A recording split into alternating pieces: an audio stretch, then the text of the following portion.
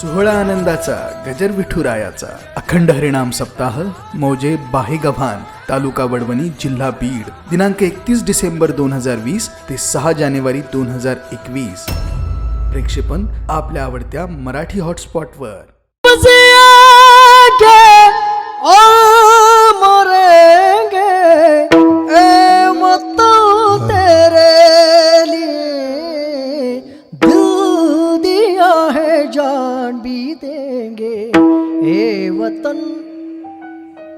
वतन 26 जानेवारी भारतीय गणतंत्र दिवसाच्या हार्दिक शुभेच्छा। दिल दिया है जान भी देंगे हे वतन तेरे लिए। दिल दिया है जान भी देंगे हे वतन तेरे लिए।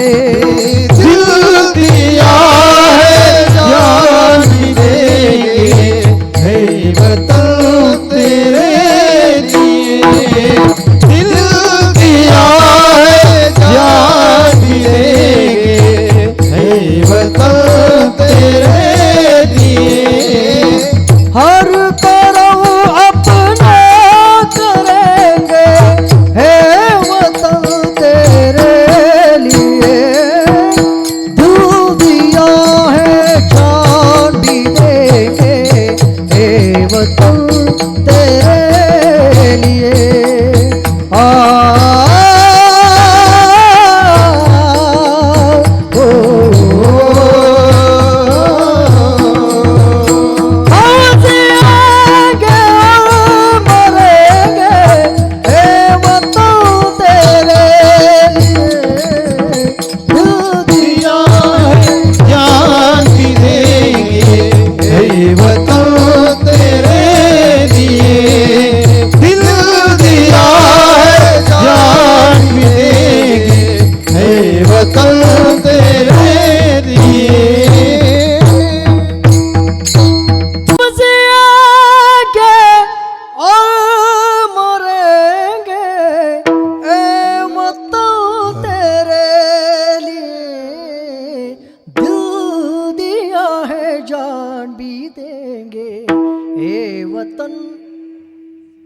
वतन असं काय सगळेच म्हणत असतात का? अरे जे रक्त शेजाऱ्यावर प्रेम करू शकत नाही दादा ते रक्त कधी देशाकरता आपलं जीवन देत नसते। जे रक्त स्वतःच्या रक्तावर प्रेम करते, जे रक्त आपल्या गावावर प्रेम करते, जे रक्त समाजावर प्रेम करते दादा तेच रक्त जिवंतपणे असंही म्हणत असते, ए भाई वतन हमने तो आपको दिल दिया है लेकिन हमें अवसर मिलेगा तो हम आपके लिए जान देने के लिए भी तैयार हे। गेल्या वर्षी पुलवामा आतंकवादी हल्ल्यामध्ये मला असं वाटते आपल्या भारत देशातले 42-43 जवान शहीद झाले, बरोबर आहे? पुलवामा आतंकवादी हल्ल्यामध्ये ज्यावेळेला आपल्या भारत देशाचे 42-43 जवान शहीद झाले त्याच्यानंतर बऱ्याच दिवसांनी आपल्या भारत देशातल्या जवानांनी पाकिस्तानमध्ये जाऊन पाकिस्तानमधले आतंकवादी मारले। ज्या दिवशी पाकिस्तानमधले आतंकवादी आपल्या भारत देशातल्या जवानांनी मारले त्या दिवशी योगायोगानं माझं कीर्तन हे तेलंगणा राज्यामध्ये आदिलाबादला होतं। कीर्तन संपल्यानंतर एक माणूस माझ्याकडे आला आणि त्याने मला असं स्टेटमेंट दिलं, महाराज आतंकवादियों को सजा देना भगवान का काम है, हमें उन्हें नहीं मारना चाहिए था। कोण म्हणतंय? आपल्या भारत देशातला एक माणूस मला असं स्टेटमेंट देतो, आतंकवादियों को सजा देना भगवान का काम है, हमें उन्हें नहीं मारना चाहिए था। मैंने उसे कहा आतंकवादियों को सजा देना भगवान का काम है लेकिन आतंकवादियों को भगवान के पास भेजना हमारे जवानों का काम है। कधीतरी देशाकरता आणि धर्माकरता दादा जी माणसं समर्पित होत असतात त्यांचं आपण कथा कीर्तनातून आठवण केली पाहिजे, कारण आपण त्या देशामध्ये राहतो, आपण दादा त्या देशामध्ये राहतो ज्या देशातली माणसं लहान मुलाला लात लागली तरी पाया पडतात। आपण त्या देशामध्ये राहतो ज्या देशातली माणसं भरलेल्या भांड्याला लात लागली तरी पाया पडतात। आपण त्या देशामध्ये राहतो ज्या देशातली माणसं झाडूला लात लागली तरी दादा पाया पडतात. आपण त्या देशामध्ये राहतो ज्या देशातली माणसं भारत देशामध्ये असताना भारत माता की जय म्हणतील नवल नाही. दादा आपण त्या देशामध्ये राहतो ज्या देशातली माणसं पाकिस्तानमध्ये जरी उतरले तरी भारत माता की जय आणि वंदे मातरमच म्हणतायत. मग मला असं म्हणू द्या, आपल्या भारत देशातला एखादा जवान पाकिस्तानमध्ये गेल्यानंतर जर भारत माता की जय आणि वंदे मातरम जर म्हणत असेल तर त्या जवानाचं आपण अभिनंदन केलंच पाहिजे. कुणाचं काय केलं पाहिजे? घायल हुआ हिमालय कतरे में पड़ी आजादी, जब तक थी सांस लड़े वो अपनी लाश बिछा दी. क्या लोग थे वो दीवाने, क्या लोग थे वो अभिमानी, जो शहीद हुए हैं उनकी जरा याद करो. आपल्या देशात आपल्या गावातला एखादा जवान जर सीमेवरती देशाचं रक्षण करण्याकरता जर लढत असेल तर दादा आपलं गाव भाग्यवान आहे. आपलं गाव भाग्यवान आहे. आणि माझं कीर्तन ऐकून जा. मी थांबणार आहे 5-10 मिनिटामध्ये, परंतु मला असं वाटतंय आपल्या गावातला एखादा जवान जर देशाचं रक्षण करण्याकरता सीमेवरती उभा असेल आणि तो जवान सुट्टी करता जर आपल्या घरी गावाकडे येत असेल तर ज्या वेळेला तो जवान सुट्टीला आपल्या घरी येत असेल त्यावेळेला सबंध गावानं त्या जवानाचं स्वागत केलं पाहिजे. तुम्हाला काय वाटतं मला माहीत नाही, परंतु मला असं वाटतं त्या जवानाचं आपण स्वागत केलं पाहिजे. त्याचं कारण कीर्तनकार गावामध्ये आल्यानंतर जर तुम्ही कीर्तनकाराच्या गळ्यामध्ये हार टाकून कीर्तनकाराचं जर स्वागत करत असाल तर जो कीर्तनकार ज्या जवानामुळे मुक्त कीर्तन करू शकतो त्या जवानाचं आपण स्वागत का करू नये केलं पाहिजे. ती माणसं आपली आहेत. आपल्या गावातला एखादा जवान जर सीमेवरती लढत असेल तर त्या जवानाच्या परिवारावर सुद्धा आपण प्रेम केलं पाहिजे. त्या परिवाराची रक्षा सुद्धा आपली जबाबदारी आहे. आपण जबाबदारीनं केली पाहिजे. या सगळ्या गोष्टी फार महत्त्वाच्या आहेत. अरे जे रक्त स्वतःच्या रक्तावर प्रेम करू शकत नाही ते देशाचं रक्षण करण्याकरता सीमेवरती कधीही जात नसते. म्हणून अगोदर देशाचं रक्षण करण्यापेक्षा अगोदर स्वतःच्या रक्तावर प्रेम करायला शिका. अगोदर शेजाऱ्यावर प्रेम करायला शिका. गावावर प्रेम करायला शिका. दादा एकामेकावर प्रेम करणं हा आपल्या जीवनातील फार मोठा धर्म आहे. हा धर्म या कलियुगामधून फार दूरवर निघून जातो. भागवतामध्ये भागवतकार सांगतायत धर्म प्रवदितम. या कलियुगातून धर्म निघून जाईल. धर्म टिकवण्याचा प्रयत्न करा. आणखी या कलियुगामध्ये काय घडेल? तप प्रज्वलितम. तप माणसाचं या कलियुगामध्ये प्रज्वलित होईल. एकादशीच्या दिवशी माळकरी माणसं सुद्धा या कलियुगामध्ये दादा एकादशी व्यवस्थित धरणार नाही. सत्यमच दूरे गताम. या कलियुगामधून दादा सत्य तर फार दूर निघून जाईल. पृथ्वी मंद फलान. या कलियुगामध्ये तुमची आणि माझी जमीन ही कमी पिकेल. आणखी कलियुगामध्ये काय घडेल? साधू सिदंती. या कलियुगामध्ये साधूचा मान कमी होईल. दुर्जनम प्रभवती. या कलियुगामध्ये दुर्जनाचा मान वाढेल. आणि प्राय प्रवृत्ती कलिही. या सगळ्या घटना याच कलियुगामध्ये घडताना रोज तुम्हाला उघड्या डोळ्यानं दिसतील. असं ज्यावेळेला भागवतामध्ये भागवतकार सुखदेव स्वामी राजा परीक्षितीला सांगतायत त्यावेळेला राजा परीक्षिती महाराजांना प्रश्न विचारतो, महाराज हे कलियुग जर पुढं इतकं बेकार आणि इतकं कष्टोत्तर होणार असेल तर या बेकार आणि कष्टोत्तर कलियुगामध्ये आम्हाला भगवंताची प्राप्ती व्हावी असं वाटत असेल, आम्ही नेमकं काय करावं? त्यावेळेला सुखदेव स्वामी सांगतात, राजा ज्या कलियुगामध्ये साधूचा मान कमी होईल, ज्या कलियुगामध्ये दुर्जनाचा मान वाढेल, ज्या कलियुगामध्ये पावसाळ्यात तुम्हाला पावसाची वाट पाहावी लागेल, ज्या कलियुगामध्ये तुमची जमीन ही कमी पिकेल, ज्या कलियुगामध्ये कोरोनासारखे संकट तुमच्या डोळ्यासमोर उभे राहतील, अशा बेकार आणि कष्टोत्तर कलियुगामध्ये भगवंताची प्राप्ती करून घेण्याकरता सर्वसामान्य जीवाला एकच साधन करावं लागेल. ते साधन सुखदेव स्वामी भागवतामध्ये राजाला सांगतात, राजा कलेर दोष विधी राजन नास्ति एको महान गुणहा कीर्तनात एव कृष्णस्य मुक्त संग परम व्रजेत. कीर्तनात एव कृष्णस्य याचं नाम तेने नारायण देईल भेटी. कलयुगा माझी करावे कीर्तन. या कलियुगामध्ये तुम्हाला कीर्तनाची साधनाच प्रेमानं करावी लागेल. आणि ती कीर्तनाची साधना करत असताना कमी जेवण करण्याची अजिबात गरज. भरपूर जेवण करावं आणि भरपूर प्रेमानं भगवंताचं भजन करावं. महाराज सांगतात अभंगाच्या पहिल्या चरणात,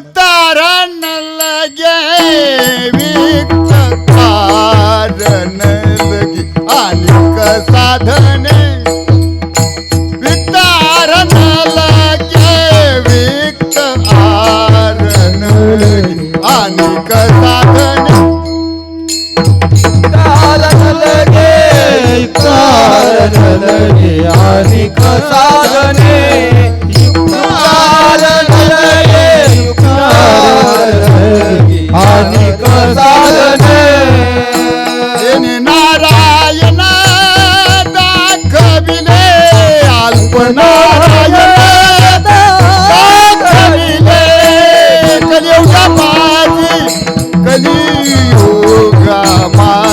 करावे कीर्तन कलियुगा माझी करावे कीर्तन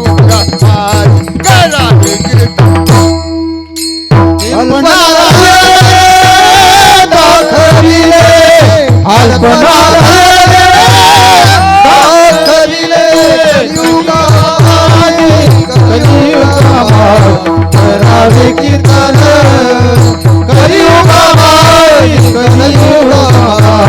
करावे कीर्तन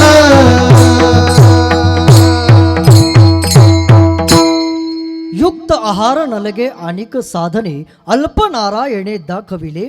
या कलियुगामध्ये कीर्तनाची साधना करण्याकरता अल्प आहार घेण्याची गरज नाही. भरपूर जेवण करावं, भरपूर प्रेमानं भगवंताचं भजन करावं. या कलियुगामध्ये प्रत्यक्ष देव तुमच्या डोळ्यासमोर उभा राहील. ते भगवंताचं भजन प्रेमानं कसं करावं, अगदी 2 मिनिटामध्ये वारकरी संप्रदायाच्या नेमानं मोठ्या प्रेमानं मिळून माझ्या सोबत सर्वांनी भजन करायचे. भगवान परमात्मा या कलियुगामध्ये आपल्या डोळ्यासमोर उभा राहावा असं जर वाटत असेल तर प्रेमानं भजन कसं करावं. ज्यांना भगवंताने हात दिले असतील, हातानं टाळी आणि मुखानं नामचिंतन सर्वांनी मिळून माझ्या सोबत करायचे. ज्यांना ज्यांना भगवंताने हात दिले असतील, हात वर करून अत्यंत प्रेमानं अगदी 2 मिनिटं भगवंताचं भजन, ज्यांची इच्छा असेल भगवंताचं भजन प्रेमानं करावं त्यांनी हात वर करून भगवंताचं भजन करा. ज्यांची इच्छा नसेल त्यांनी खाली हात ठेवून भगवंताचं भजन करा, परंतु अत्यंत प्रेमानं करा. श्याम राधे जय कृष्ण राधे रंगलो तुझ्यात मी श्याम राधे. श्याम राधे कृष्ण राधे श्याम राधे श्याम राधे.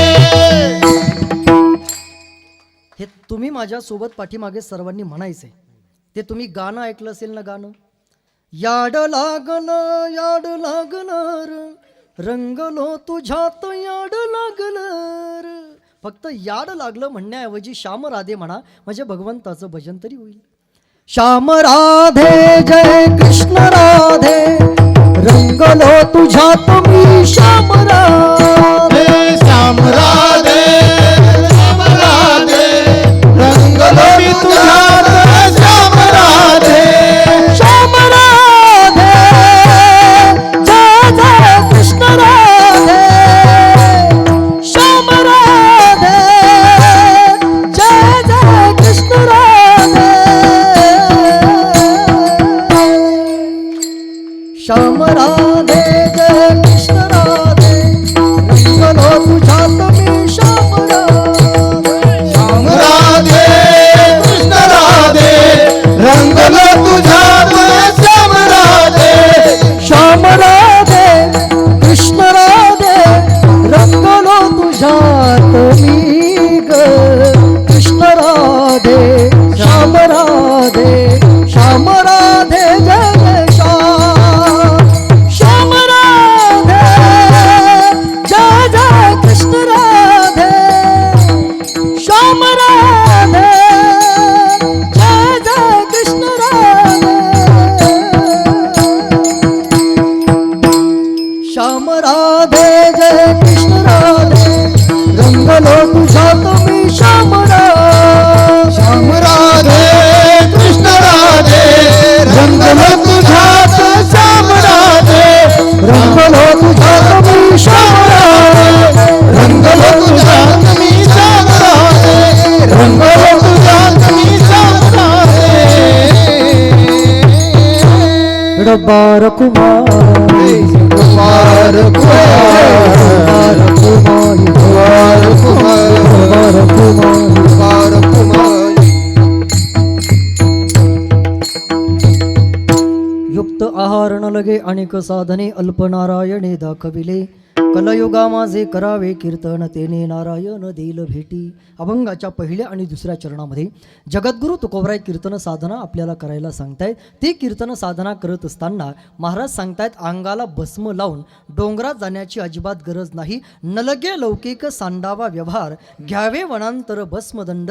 प्रपंचाचं कार्य करता करता कीर्तनाची साधना प्रेमानं करा. या कलियुगामध्ये देव तुमच्या डोळ्यासमोर उभा राहील आणि ते कीर्तनाची साधना करत असताना या कलियुगामध्ये प्रेमानं करा. कारण भगवंताची भक्ती करत असताना प्रेमयुक्त अंतःकरणानं भगवंताची साधना करणं याच्या व्यतिरिक्त या कलियुगामध्ये भगवंताच्या प्राप्तीचा दुसरा उपायच नाही. तुका म्हणे मज अनेक उपाव दिस तिथे वाव नामेवीन.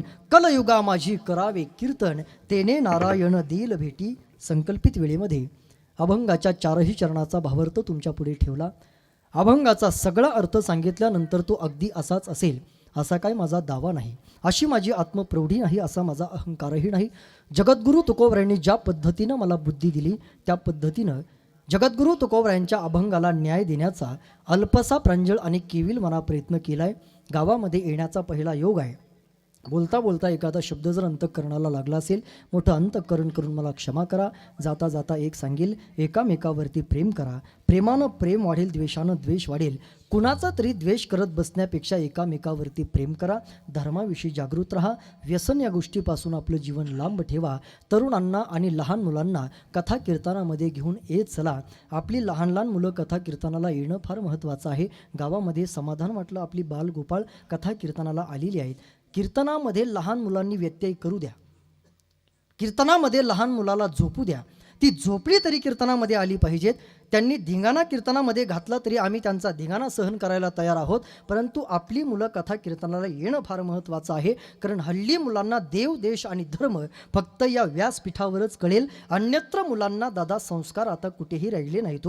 गेली 2 तासापासून कलियुगातलं भविष्य मी तुमच्या हातामध्ये दिले. फार विचित्र घटना या कलियुगामध्ये घडतायत. एखादा शब्द त्यांच्या कानावर चांगला पडला, जीवन बदलून जाईल. आपल्या मुलांना चांगले संस्कार लागण्याकरता ती मुलं या ठिकाणी आली पाहिजेत. कारण संस्कार आता कुठे राहिले नाहीत. मी नेहमी कीर्तनामध्ये सांगत असतो, आपल्या मुलांना घरामध्ये संस्कार आता राहिले नाहीत, दारामध्ये आता संस्कार नाहीत, शाळेमध्ये आता आपल्या मुलांना संस्कार राहिले नाहीत. सगळं बदलून गेले बघा.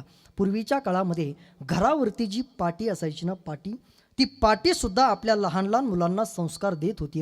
40-50 वर्षापूर्वीची जी माणसं आहे त्या ठिकाणी त्यांना विचारा.